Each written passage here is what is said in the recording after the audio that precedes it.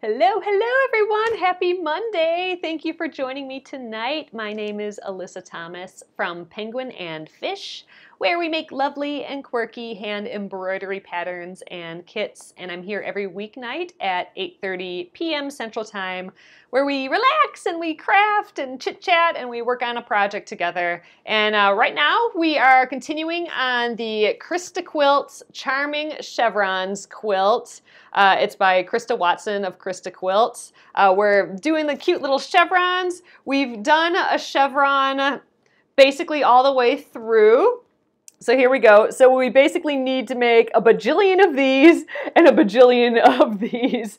And that's what we're doing right now. So I made one all the way through like this. You know, ultimately we'll sew them together, but I want to place them in different places. So I didn't sew these two together quite yet, but we have this red background and then some different colored fabrics for all these chevrons.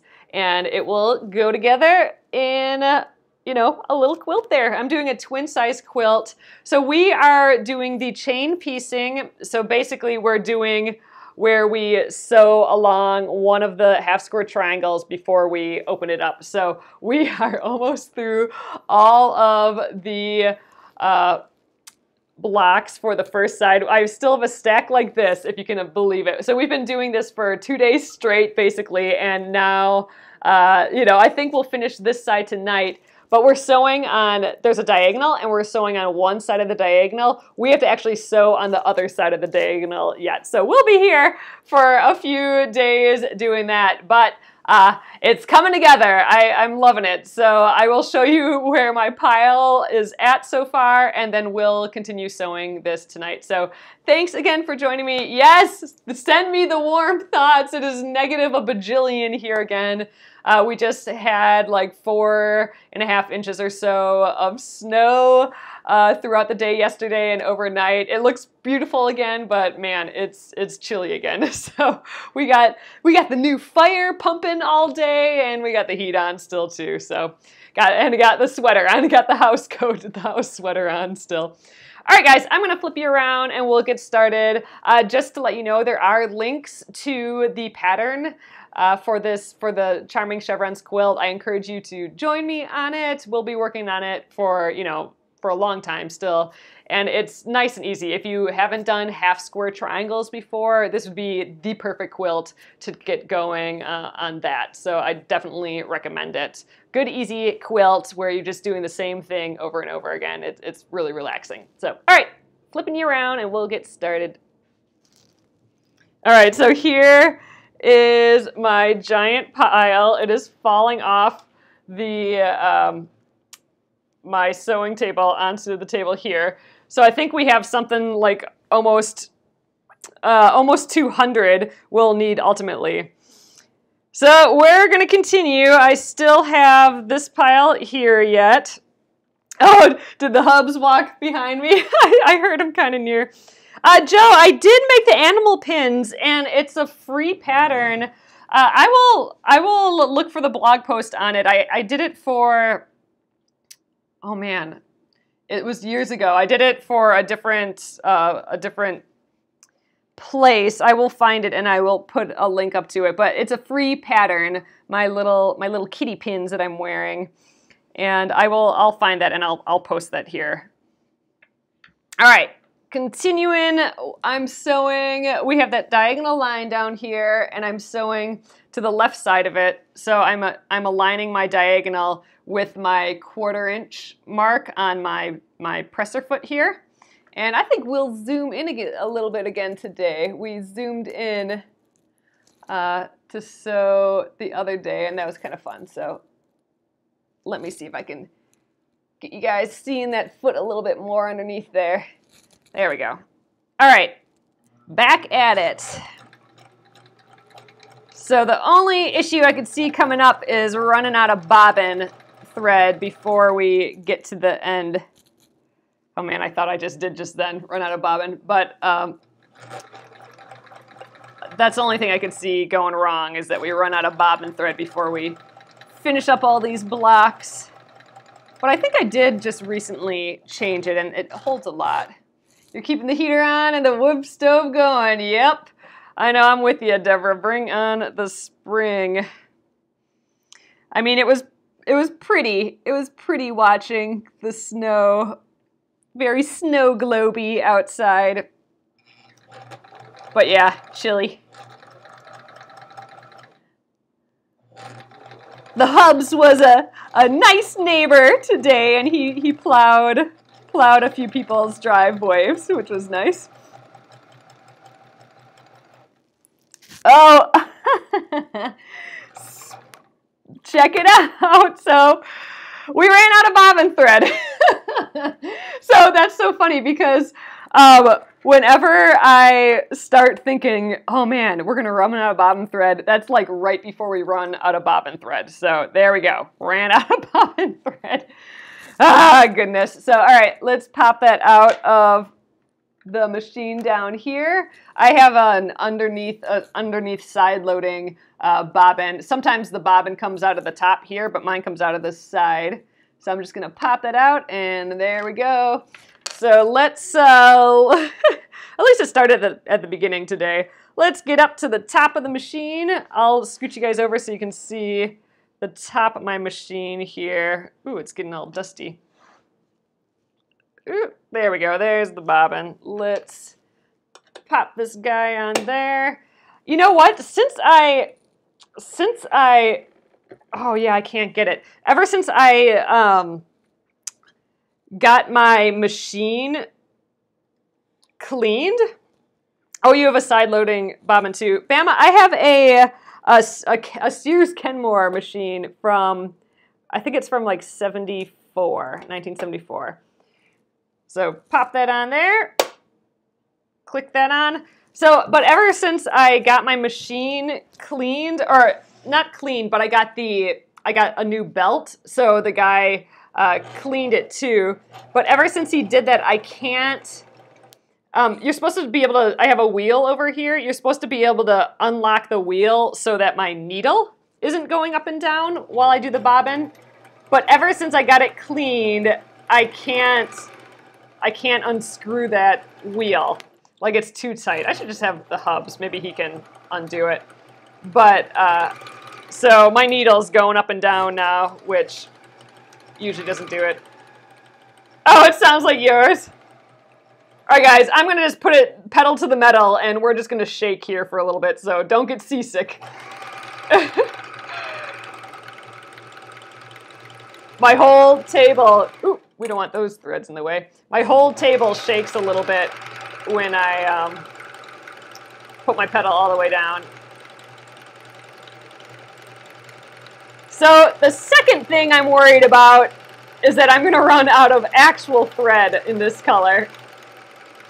But that's fine. We'll just use it up, and I'll just change thread colors.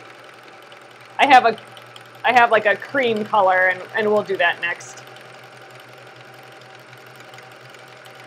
Gretchen, I would, but I don't think I have enough thread for two. Oh, that's true. The blue thread would work too. We'll see how long this gray lasts. And then, oh, that's true. I could take out the needle. There we go. So when it's full, it pushes this guy out, and then it stops spinning. So we'll just snip that, boop, and we are good to go. I'm gonna scoot you guys back down. So we wrapped it around. It's all dusty. We wrapped it around this guy first, and then it went to the bobbin. Gonna shimmy you around here again. I don't think you guys can quite see. So it's a little difficult to put the bobbin on with my table here, but I'm going to give it a try. We're going to try and do it by feel. So the way I always remember how to put the bobbin in is, you know, the bobbin has this little arm on here. I always point that towards me. So that's pointing towards me, you know, from the top. So it's at the upper, you know, it's at the upper level. It's not underneath like this. So it's at the top, and it's pointing towards me.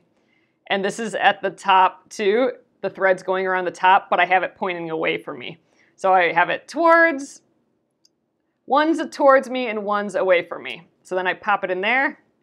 There's a little slit in there that you can just guide the thread through, and once it pops into this big open area there, then you're good to go. So I am going to open this guy up, which locks it in place while I put it back in the machine. I'm kind of doing it by feel, but there, I think we're good to go. All right, now let's thread this puppy again. It is mechanical. There is nothing, Tracy, there is nothing computerized about this at all. I think it was made before computers were a thing, so nothing is computerized. It is all mechanical. I have opened it up before to oil it, and I just recently had the belt changed in it because the belt, which is probably the original belt, that was all torn apart. Should kind of take this opportunity to clean this, but I think we'll keep sewing. All right, let's try and thread this thing. But yep, completely mechanical. I always think it'd be really fun to have one of those machines that has all the bells and whistles, but I still like that I can use a machine that doesn't do much, and it's still, you know, you can still do everything with it. So all right, now I'm going to, I don't think you guys can see really. Let's see if I can scooch underneath there. I'll zoom in again too. There we go. So I'm just, I'm holding my thread and going backwards on the needle, just on the wheel. And that will pull up that bobbin thread from underneath. So there we are. Close up that drawer there, and we should be ready to go again. And I think I'm just going to start where we ended off here. I'm going to just back tack it to lock it in place. So that just means I'm going to do a few stitches forward and then a few backwards, and that's like tying a knot almost. So then I'll stitch over the few stitches that are there still, and I think that should be plenty good for our needs.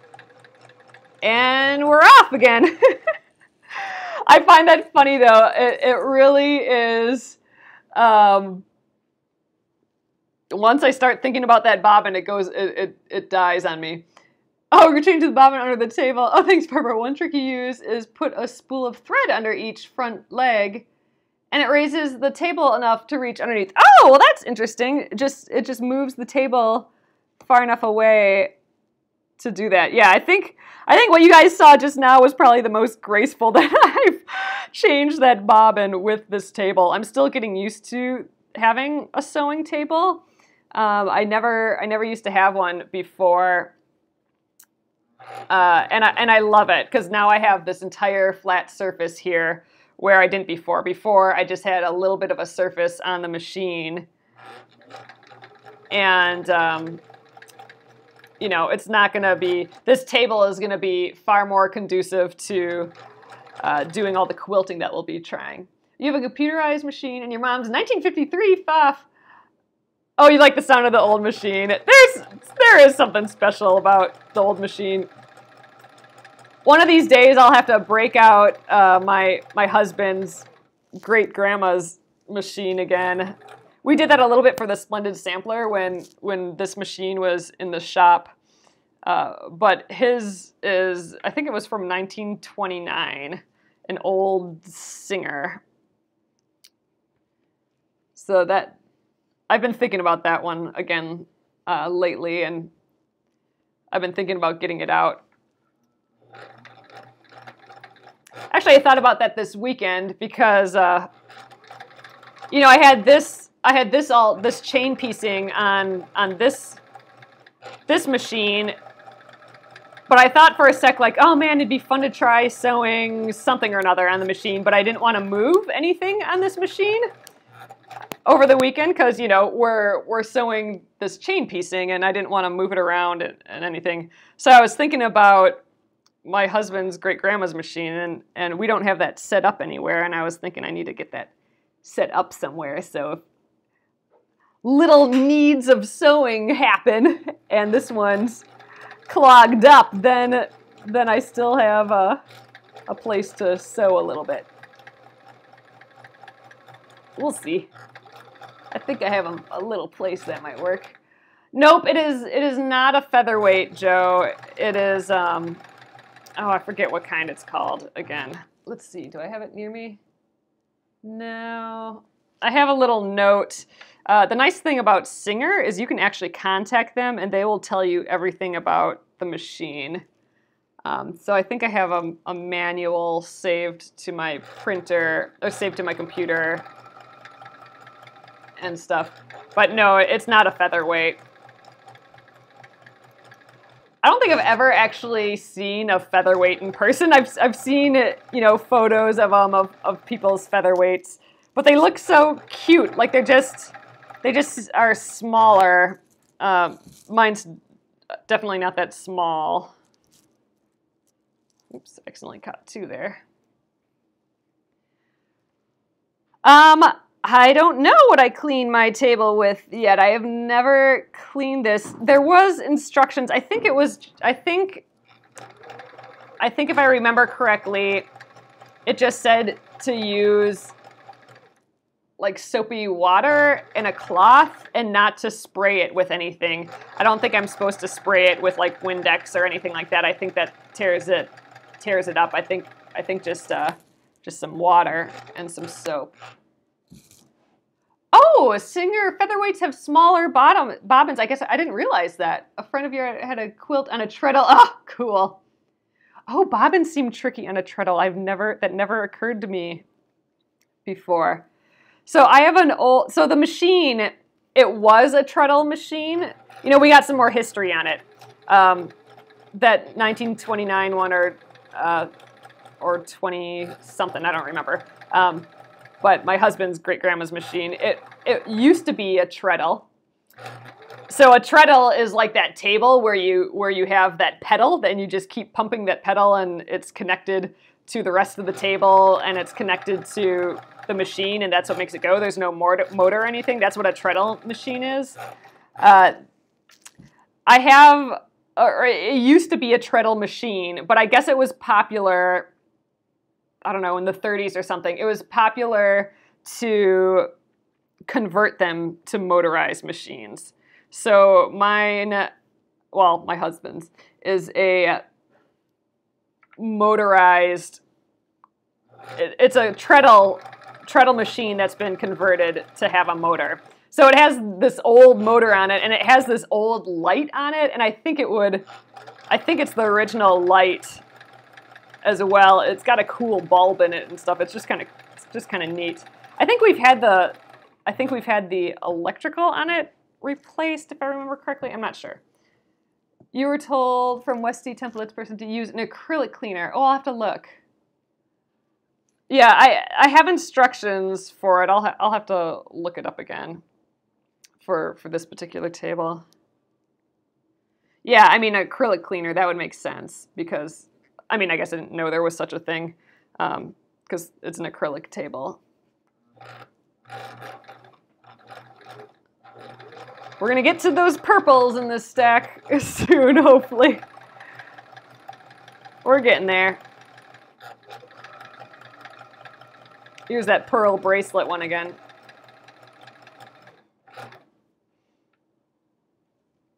Oops, need the red first. That would be fun to get that machine out again, though.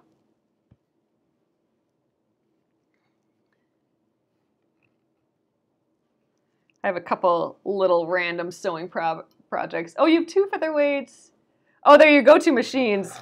They just look, I mean, they're small and cute, but they look, you know, hefty still, like they can take on whatever you need. Oh, she wired her treadle for electricity and wired the entire house for electricity all by herself. Holy moly. That is amazing, Carla. How cool is that? Jeez. That's one of those things I wish I could do. So there's a few things that I feel like, hold on, let me check the tension. Yeah, I think we're still okay. But there's a few things that it would just be kind of cool to take like lessons in or classes in, and like I think car repair would be a neat one, and then just house stuff in general, like electricity, electrical, and plumbing and all that. Just get some more education in that. Yeah, I'm gonna have to look into acrylic cleaner. I haven't seen any that either, Jenna, but I haven't looked either. This is a new to me thing. My little machine, my treadle or the table here. Oh my gosh! Also made inaugural suits for 2 U.S. presidents. Holy moly! That's a good story. You could really use a car repair class. Yeah, just. I want to know, I like knowing how things work, so when I don't know how they work, it irks me, especially when I depend on them, I'd like to know the ins and outs of it all so I can just take care of anything when I need to.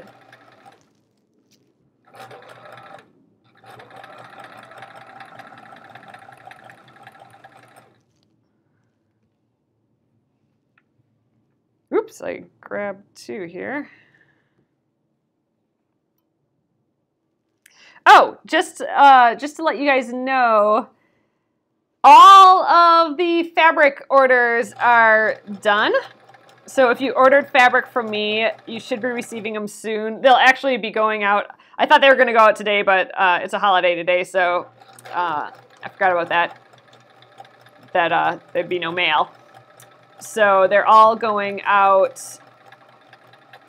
Well, the second half of them are going out tomorrow morning, and they're all priority mail, so you should all get them within 1 to 3 days from now. Oh yeah, taking apart a computer and putting it back together, or just, all the ins and outs of that. I could know a little bit more about that too. That'd be good.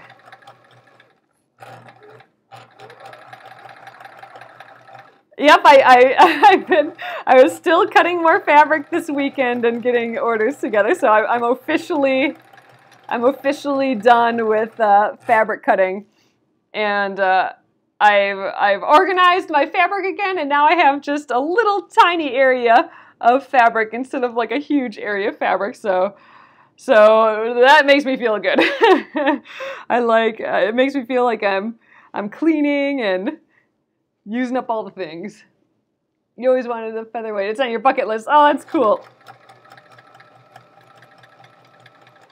I think we've talked about it here, but have you guys, oh gosh, I don't even know what it is anymore, but there's that guy that will paint featherweights. It's probably just called Paint My Featherweight or something. I forget what it is, but featherweight is in the web address, I believe.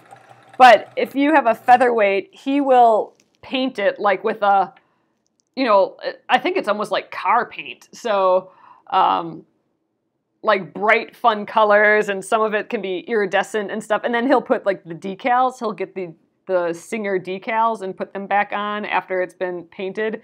It's kind of awesome. Although I don't know if I could ever bring myself to do that if I ever had a actual featherweight, change it from just the black. However, like a teal or a red or like a lime green sewing machine, all those sound kind of amazing. And just like a high gloss or something, I don't know, I think that'd be pretty fun.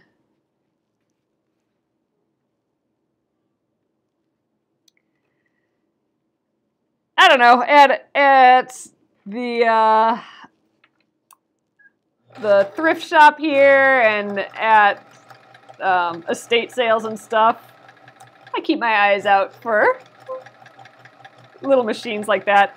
But I feel like nowadays people know what they're worth, so they're priced like way high. They're not priced like someone who doesn't know what they're selling, and just wants to get rid of it. Ooh, yeah, like the coral floss. That would be the color I would get. Yes, totally. Yes, that coral. Do I have that little No, I don't have it by me anymore, but that coral pink color, that would be pretty awesome. Oh, you have a featherweight. Awesome. They're so cute.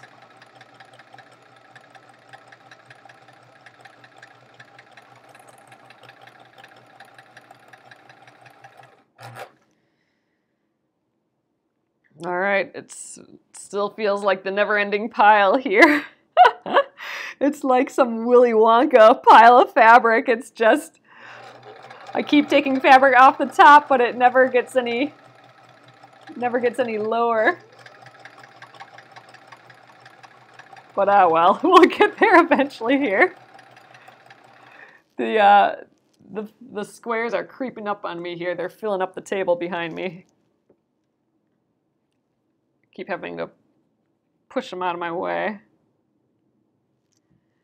And we got the whole other side. But you're right. We don't have to waste time moving fabric around, like, you know, laying the fabric here and stacking them on top of each other, because they'll all be sewn together already. So when we sew the second line on it, it should go super fast comparatively. It might even take like half the time, really, because we can just continually sew. I don't really have to stop at all. You know, this part right here, I don't have to do any of this. They'll all be attached already. Yeah, don't look at the mountain. Just look at each square as it gets done. Yep, that's true.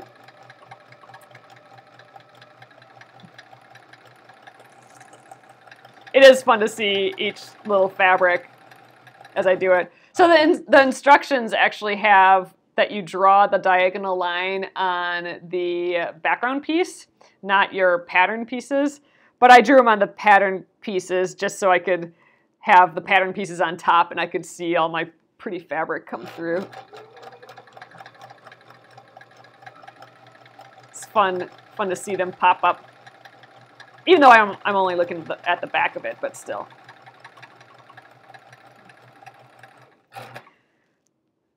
Well, it feels good that I don't have to worry about the bobbin for a while again. I wonder if, okay, so we have a full bobbin on there now. I wonder if that will get us through sewing all of these again on the other side of the diagonal. Like, I wonder if it's enough to finish all these squares and finish the other side. That'll be kind of an interesting experiment. You know, really, we could probably figure out how much thread goes on a bobbin by just counting how many squares it went through. I know, all these have to be pressed still, so that will be just like a day or two of just pressing these, and we're pressing them open, which takes an extra long time, I feel like. And then we gotta trim them all yet too, so there is some work, and that's why I did one whole set first, all the way through, just so we could see something. Otherwise, we're, you know, just doing this for ages.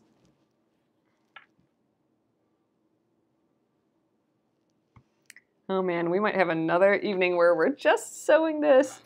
So this is, like, let's just say that it takes the rest of the evening to sew these.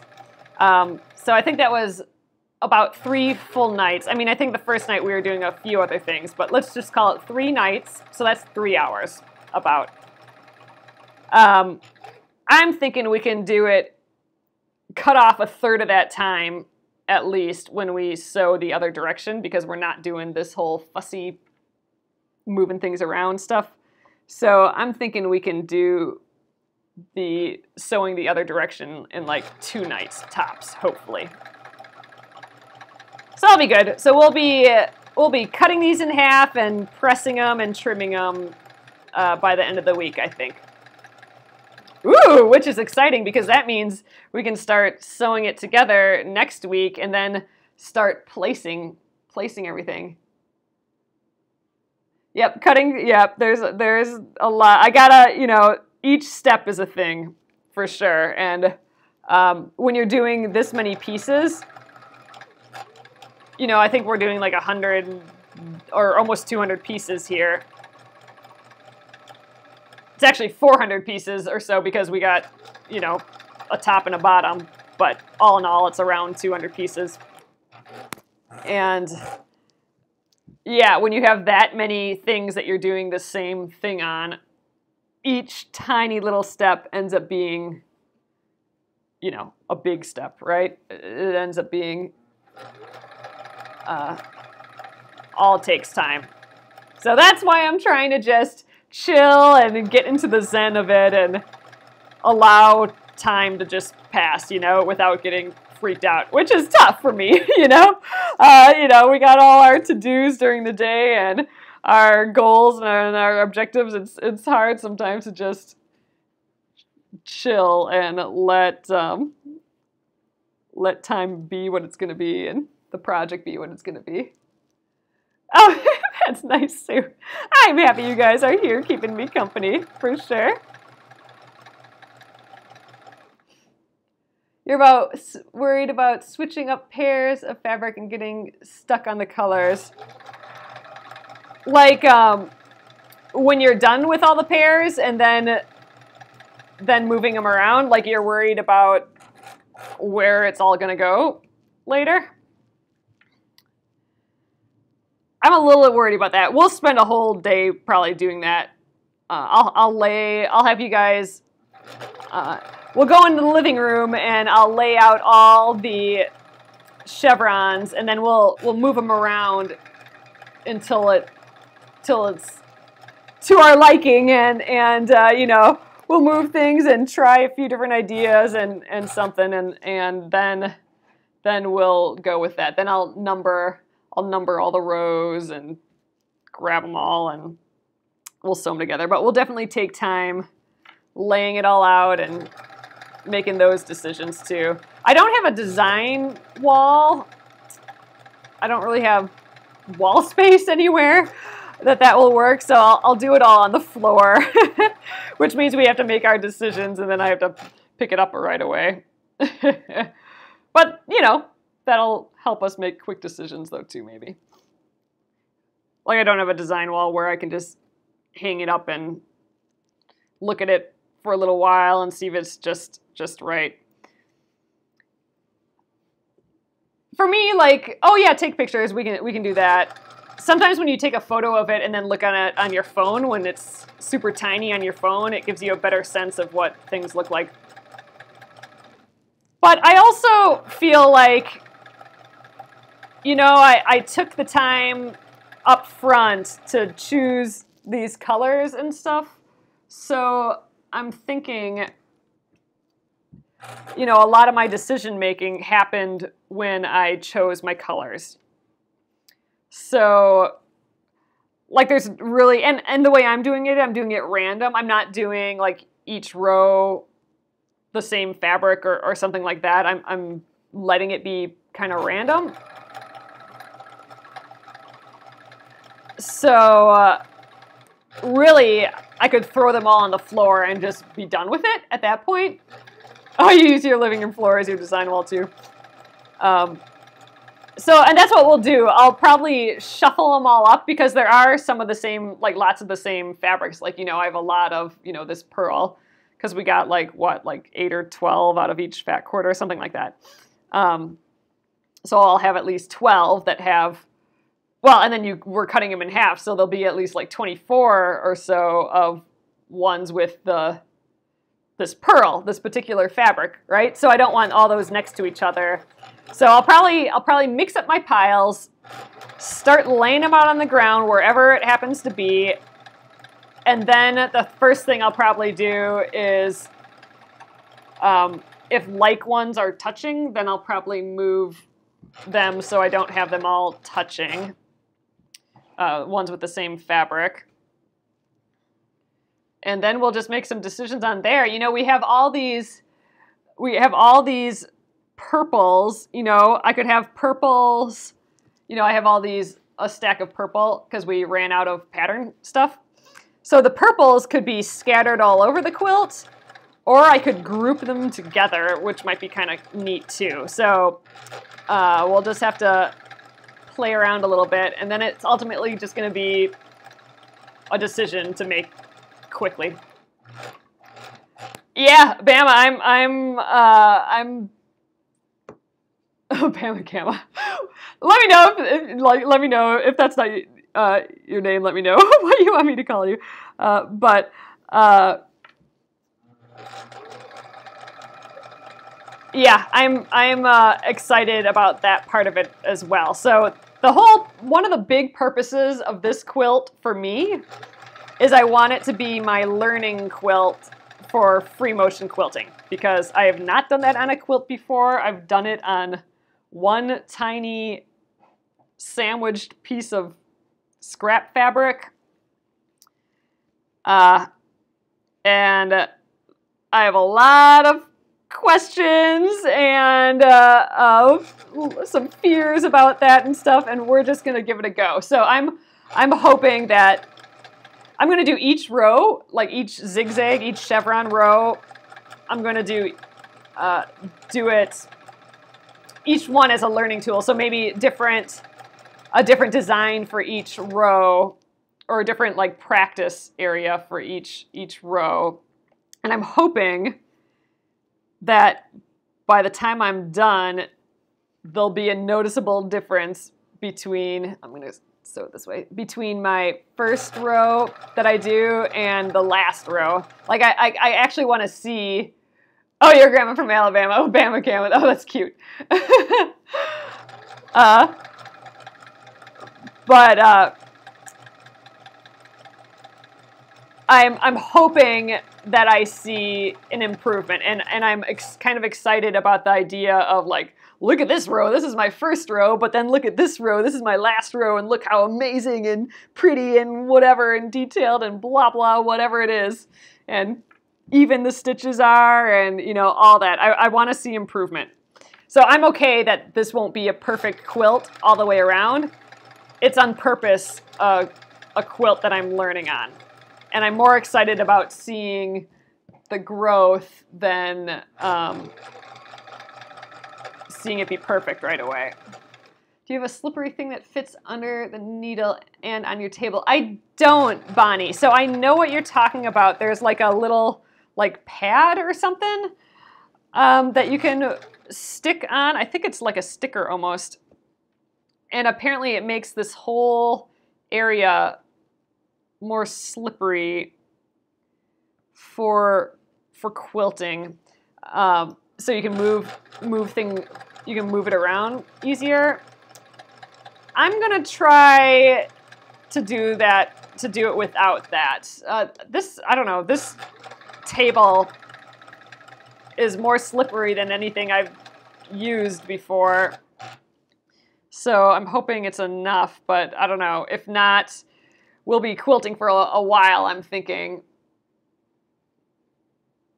So if I'm finding that things aren't moving around very well, then maybe I'll give it a try, just to try a new tool.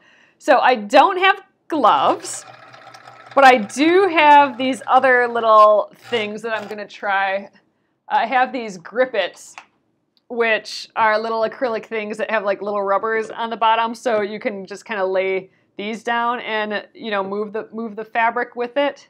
I'm gonna attempt to try these just because I don't do gloves very well. I have really small hands and little fingers, so gloves always like go an inch beyond my finger, and I don't know, I kind of can't stand that. So I'm gonna attempt to do this without gloves. It might be a disaster, but we'll see. And that's the point. We'll just try everything and see what works best. So maybe I won't even start with anything. I don't know. And we'll work up to, you know, maybe I'll try gloves. I think my mom has some gloves. Maybe I can borrow some of hers or something. And we'll try the grippets. We'll try all of those. Leaday has something called the Supreme Slider. So that's that like sticker thing that makes this whole area a little more smooth, a little more slippery. I've heard of it. Actually, I think Krista mentions that in her book. I don't know if she mentions that one, but she mentions putting a slippery thing there. So I'll have to read her book again. So I'm using, just to remind you guys, I'm using the Machine Quilting with Style book by where is it? Oh, by Krista Watson right there. So that's the designer of this pattern, the Charming Chevrons pattern. It's the same designer, and I'm using that as kind of my guide to help me. And there's a lot of like getting started sort of stuff in there, and I think she mentions that little mat too. So I'll have to look into that again. I'll have to read through the book again before we get to the free motion quilting. I'm excited though, super excited. Oh, and they'd cover my nail polish too, right? Can't have that. Oh man.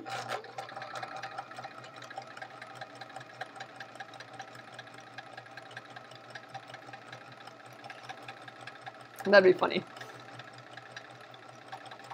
But yeah, I don't know. Gloves just seem like, I don't know. I don't know if that'll work all that well. Ooh, I think I only have 3 more of these before we get to the purple. So we'll at least get to the purple tonight. Maybe we'll still finish this tonight. But whatever happens, happens. A Silpat, I don't think it's this. That's the same thing. You've heard of baking Silpat can use as a slider. Man, that doesn't seem like that'd be all that slippery though. I don't know. Maybe it would. I'll have to look into that too. I think I have an old one of those. We accidentally cut on top of one and cut it all open. The Silpat. I think we might still have it. I'll have to see. I don't quite understand how it works. Like, I suppose your presser feet would be down, so it would cover up the presser feet, but you still, it still has like a little hole in it for the needle. I mean, it would have to, right? I'm gonna do some research, I think, on that. Yep, I still need to sew on the other side of the line, Tracy, so we have to do all of that yet, but I'm gonna leave all of these connected, and I think it'll just be much quicker, because I don't have to lay the fabric on top of each other. They'll all be together already. But yes, I am still on the first side. But hey, look! We're on the purple!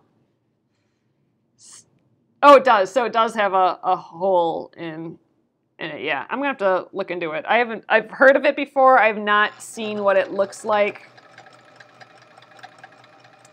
This is all going to be one big learning experience for me, for sure. But that's why we're doing kind of like a simple design.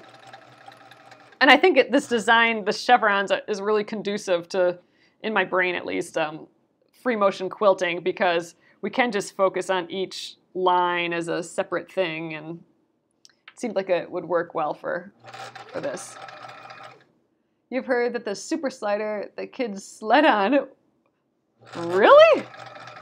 Huh. Interesting. That's interesting. I'm gonna have to do some research on that. Maybe we'll give one of those a try. Oh man, all the fabric above me here is starting to drive me nuts. It doesn't have any place to go anymore. It's gonna end up on the floor soon. I don't really want that. Here we go. Purple on purple on purple. So I think we had something like 32 purples, if I remember right. Which means we have about 29 more of these to go. So I don't know, maybe we'll stick it out and still finish the first side of this diagonal. It'd be nice to have that closure tonight yet. Oh, you saw YouTube about it. Oh, interesting. Yeah, I'm gonna have to look into that. All those fun little sewing tips and tricks and all that. That's what I want to dig into when we do the free motion quilting stuff. I'm ready to learn. Ready to be like, well, this is weird. Why is this happening? Let's try and fix it. So I might need some troubleshooting help for all y'all who have done free motion quilting before. Like if my tension gets way off or something just gets all screwy and I just don't know what's going on. That's what I'm kind of worried about.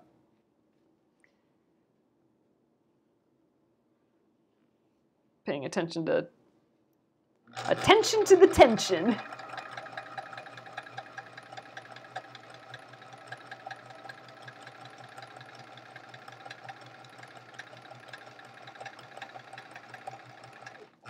I like this. I think this purple and the red will be pretty together.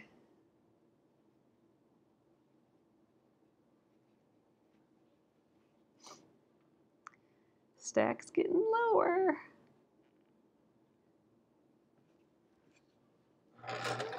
There's one accomplishment for the night that we got to the purple part of the stack.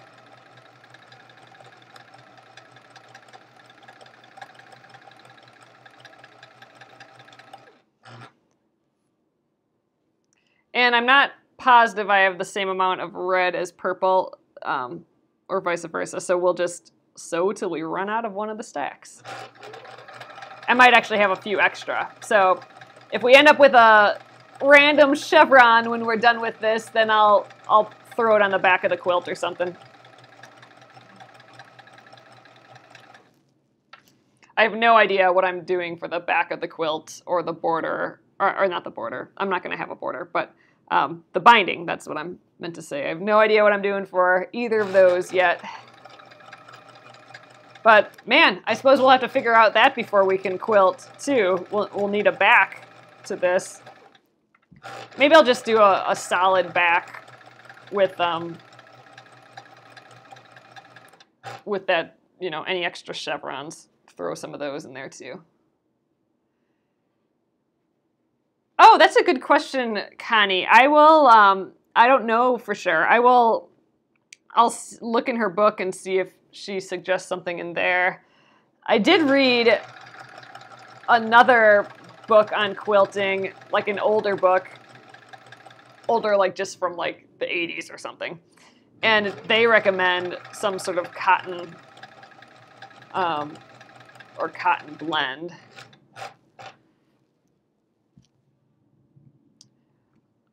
In theory, I'll probably just use whatever I have if that's enough, which means I'll have to check that out. My mom and I bought like a giant roll of this nice bamboo batting together, but it does that bearding. Do you guys know what that is? That's when the batting kind of comes through the fabric a little bit, so it gets like fuzzles of batting all over the top. I think that goes away after you've washed it a couple times or something, but it does a little bit of that bearding, so I don't know if that would be the best thing, or if, you know, maybe it doesn't matter for free motion quilting.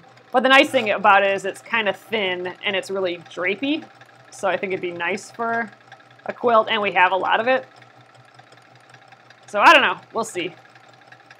I also have, I think I have maybe enough for a twin size here again, but man, it might be time to buy batting again. I might be running low. I use the Warm and Natural for hand quilting. You planning to give a chevron quilt for a wedding? Oh, that's nice. Oh, free motion quilting can be a stressful thing on the wrist. Oh, hands and arms. Don't give up on the idea of using gloves or your gripping tools. Okay, that is good to know, Chris. Yeah, that's something I'm definitely gonna have to watch, and that's why I'm also glad that, you know, I'm really only crafting and doing this machine stuff in these 1-hour stints. But, you know, at the end of like our little sessions together here, I definitely can feel it in my shoulders and neck and everything. So an hour is definitely enough. I actually think I might need a little higher chair than what I have here for when we do the free motion quilting. I think I need to be a little higher up. Now that I have this table, I'm, you know, 3 inches or 4 inches up higher than I'm used to. So I think my chair needs to be too. Although I still need to reach the pedal. Actually, I think Krista talks about that in her book too, the ergonomics and stuff. So I just got to give it a read again before we get that far. I read through it once already, but yeah, I need to look back at the basics again. But yeah, I've heard that all that free motion quilting can be tough on the body. The other issue we may have is that I'm working in a pretty limited space here, and you know, in theory for free motion quilting, to be able to lay out the quilt on the table so it's not bunched up everywhere would probably be a little bit more ideal. But we'll see how it goes.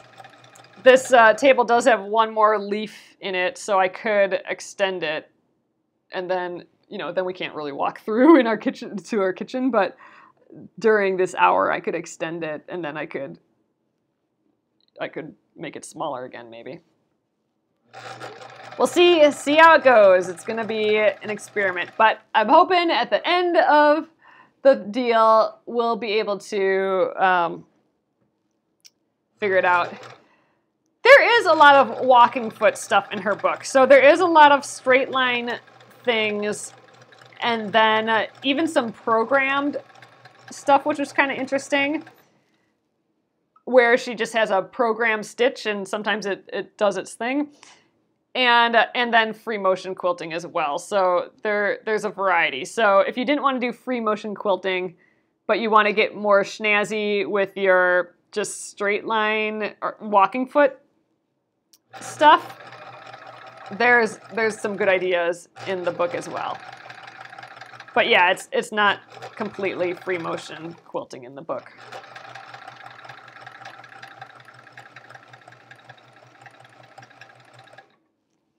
We're getting there here, although it is always, like I said, these piles, you think you're getting low and then they just keep lasting forever and ever. But I think they're really starting to get low. We'll see how it goes the rest of the night here. But look, this is all I have left. Pile got tons smaller.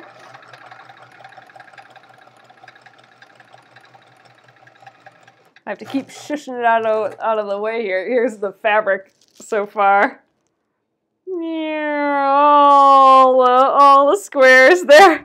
So it's starting to take over. Starting to take over the table. I keep having to shush it out of the way. Oh yeah, I definitely recommend the book, Libby. If anything, it supports the artists that we're using her stuff here. But yeah, it's a good. It's good because it gives you like an overall thing of all those different, like the straight line stitching and the free motion. I got a lot of ideas for just the walking foot straight line stitching from it, which is what I'm used to. I'm just used to doing the bare minimum of quilting with just a walking foot. And actually, the way I quilt most of the time is I just hand tie quilts. There's something fun and easy and not very intimidating about that, about doing it by hand versus a machine. So the free motion, so the hand tying is just where you tie a bunch of little knots all over a quilt, and those little knots hold it together. You don't do any sewing like this. And there's something sweet about it, and it adds a lot of texture, I think. So I don't know. I'm still all about the tying a quilt. But I'm trying to expand my world a little bit, and that's why I want to get into the free motion quilting, see how that goes.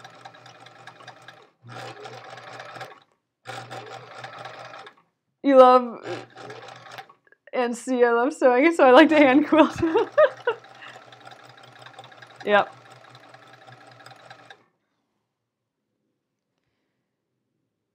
I like all the little tufts of yarn and stuff when you tie the quilt.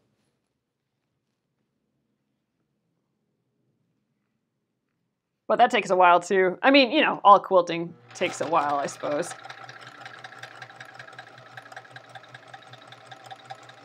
But the free motion, that's been out of my wheelhouse, and it's baffled me long enough. It's time to learn. Time to get that, get at least a working, functional knowledge of that under my belt. That's what I'm going for. I might not make the most pretty shapes or feathers or leaves or anything, any designs yet, but I'll get some practice in. That's what I'm hoping.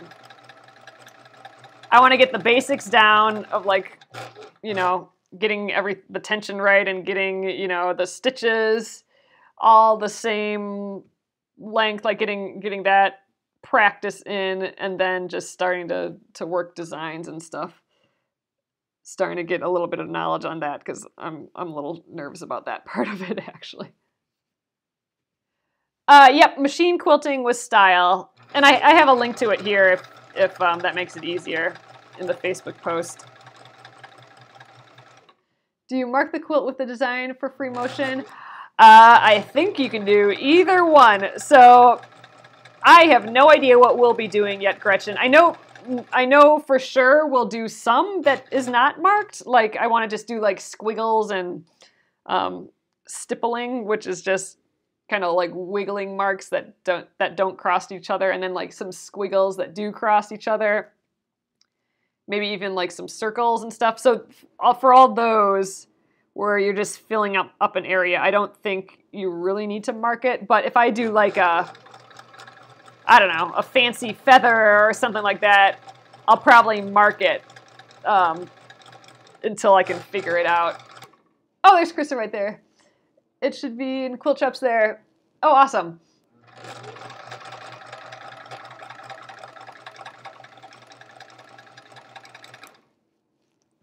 Yeah, so I'll definitely do all the ones that Krista recommends and shows how to do in the book.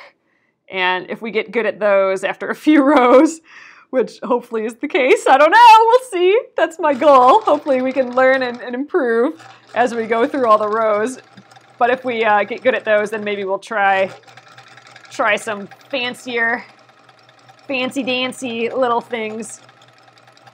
I started to follow some people online or on Facebook and stuff that do like little free motion quilting and stuff, and you know, there's so many cute things you can do, like little ginkgo leaves or, you know, tulips and other little things. It might be fun to experiment with that, and maybe we'll come up with our own little designs too. And you know, you can practice on a different piece of paper and stuff first before you do it, and we'll see.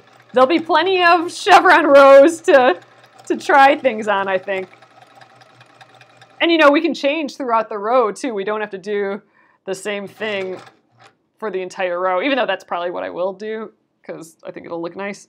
But I don't know. There's opportunities to be had for sure. Oh, fun! Thanks for coming, Krista. I think there's only 3 left after this. Then we got the first side going. Oh, so and it's just 9. Oh, I'm totally. Oh man, I got crooked there. I stopped watching my machine. That's why I have crooked rows on some of my deals. But I was just checking the time and sewing at the same time, so that was dumb. But oh, I actually only have 2 more of the red, so we're gonna have 1 extra purple. But we only have 2 left. And it's just 9:30, so perfect timing. That one that I got all squiggled, when I press it, that'll take care of that. So I don't really have to sew that. But yeah, I moved, like I squiggled all over that one, but oh well. All right, this is the last one here, and then tomorrow we will flip it all around and start on the other side, which I think will go much faster. I'll actually snip it off tonight yet, I think. Yep, I'm gonna actually get it on a leader here even. All right, there we are. I'm gonna snip, and there, I have one extra little piece of purple, so that's fine. Oh, thanks, Jane. Oh yeah, the purple could be the label. That'd be awfully cute. Like if this was tucked into the back a little bit. I'm gonna zoom you guys out a little bit. There we go. Yeah, the little purple could be the label. That'd be kind of fun. And I think I might have some extra chevrons here still. So what we're going to do tomorrow is, so it came off the machine this way. I'm just going to rotate it this way. And then we'll start up. I'll put the diagonal on my 1/4 inch mark again. Same thing, but since we've turned it 180 degrees, now the line will go on the other side. And I'm going to put all of this bulk, here's the chain. All of this, I'm going to just throw this on the floor, I think. And it will just... We'll just go and keep pulling the chain and pulling the chain and pulling the chain. That's the job for tomorrow. Yes, the umbilical cord is cut. Awesome. So, all right, guys, I'm going to flip you around, and we'll call it an evening. Hello. So, yep, we got our long, long chain here going. So, but we got an end now. We didn't have an end before. So, perfect. I'm excited. We just did it right at the exact time. I thought we'd maybe get a little bit of sewing on the other side tonight, but I'm telling you, that pile just, it's a magic pile that just keeps going. But we got through it. So awesome. Thanks again, guys, for joining me. Thanks for coming in on your Monday again. And this will go up on YouTube at Penguin and Fish Movies on YouTube. And all the other videos from this project are on there as well. So if you wanted to go back and see how to do the whole process, because we did go through one whole chevron here. If you want to, instead of sticking with me for days to do all of one thing, be sure to check out the video from a couple nights ago where we did do the chevrons. Then you can get the whole gist of it right away. And you can check out some of the other projects there that we've been doing for sure. And I will be here again tomorrow at 8:30 p.m. Central Time, and we will start stitching this other side. I wonder how far we can get in one night on that. I don't think we'll get through the whole thing, but who knows? It's all attached to each other, so it might be easy peasy. But awesome. I will catch you guys tomorrow, and have a great evening. Good night.